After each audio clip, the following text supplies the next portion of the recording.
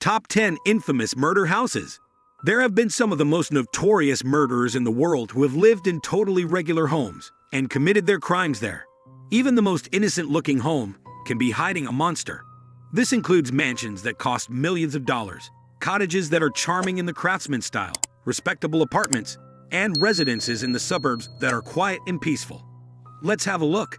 Number 10. Dahmer House. Between the years 1978 and 1991, Jeffrey Dahmer was responsible for the deaths of 17 people, making him one of the most prolific serial killers in the history of the United States.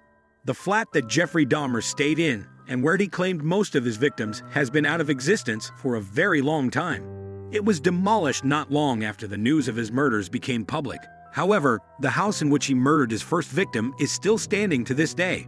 In 1978, when Dahmer was only 18 years old, he murdered Stephen Hicks at the family home that he shared with his family in Bath Township, Ohio. Chris Butler, a musician who achieved popularity with a new wave band named The Waitresses, purchased the house in 2005. Butler was a very successful artist. To give the film My Friend Dahmer a sense of reality, Butler permitted the film to be shot inside the residential property. Number 9. Homes owned by Dennis Nilsen. Dennis Nilsen, a prominent Scottish serial killer, was active in North London throughout the late 1970s and early 1980s, during which time he was responsible for the deaths of at least 12 individuals.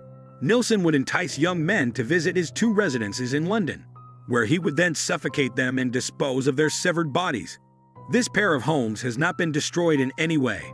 In 2015, Nilsen's second home, which was situated in the Muswell Hill neighborhood, was sold for more than £300,000.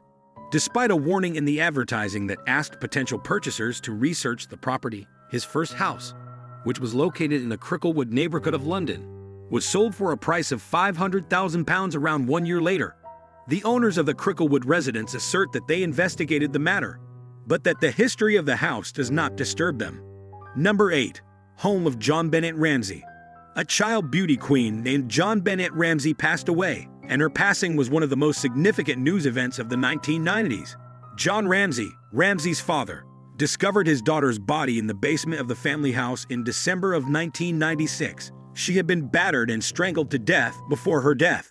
As of the year 2022, the case has not been solved, even though it has garnered widespread interest and spawned a multitude of hypotheses, all of which have been fruitless. The house was purchased for $1 million in 2004, 8 years after the murder that had not been solved, and the basement was transformed into a completely new space. Afterwards, the owners attempted to sell the house throughout the latter part of the 2000s and the 2010s, but they were unsuccessful. Number 7. The Flat for the Camden Ripper. Anthony Hardy, who is commonly referred to as the Camden Ripper, was responsible for the deaths of at least 3 persons between the years 2000 and 2002. He also disposed of numerous body parts in garbage cans, which led to the naming of him as the Ripper. After being apprehended, Hardy entered a guilty plea and was subsequently sentenced to life in prison. As a result of the fact that Hardy resided in a flat in the Camden neighborhood of London, it was considered impossible to destroy the entire complex. Instead, Hardy's apartment was completely gutted and turned into a brand new space, which ensured that it was completely disconnected from its history and the gruesome atrocities that had been committed within its walls. The apartment continues to be located on Royal College Street, and the people who are currently occupying there have declined to speak to the media. Number 6. The Hostel of Conrad Aiken. Conrad Aiken, a poet, had a difficult upbringing situation. His mother and father, the latter of whom suffered from mental illness, brought Aiken up in Savannah, Georgia. Aiken was reared by his mother and father. The bodies of Aiken's father, who had taken his own life together with that of his wife, were found by Conrad, who was only 11 years old at the time. The murders took place on February 27, 1901. After receiving the Pulitzer Prize for Poetry, Aiken was removed from his family and placed in the care of his great-aunt and uncle. The brick exterior of the house, which is still standing on East Oglethorpe Avenue in Savannah, offers a clear indication of its age. Throughout his latter years, Aiken relocated back to Savannah, where he lived in part of the house that he had occupied throughout his childhood. Number 5. The Residence of Stephen Griffiths. Stephen Griffiths was responsible for the deaths of at least 3 sex workers in the Bradford region of England between June 2009 and May 2010. Numerous body parts are thought to have been partially cooked in his kitchen, according to the theory. 2 years before the attack, Griffiths was observed reading a particularly graphic novel, which drew the attention of the authorities. His apartment complex's owners were called by the authorities, and they responded by installing surveillance technology to boost the level of security. Even though it was unsuccessful, Griffiths eventually transferred his ghoulish fascinations to the actual world.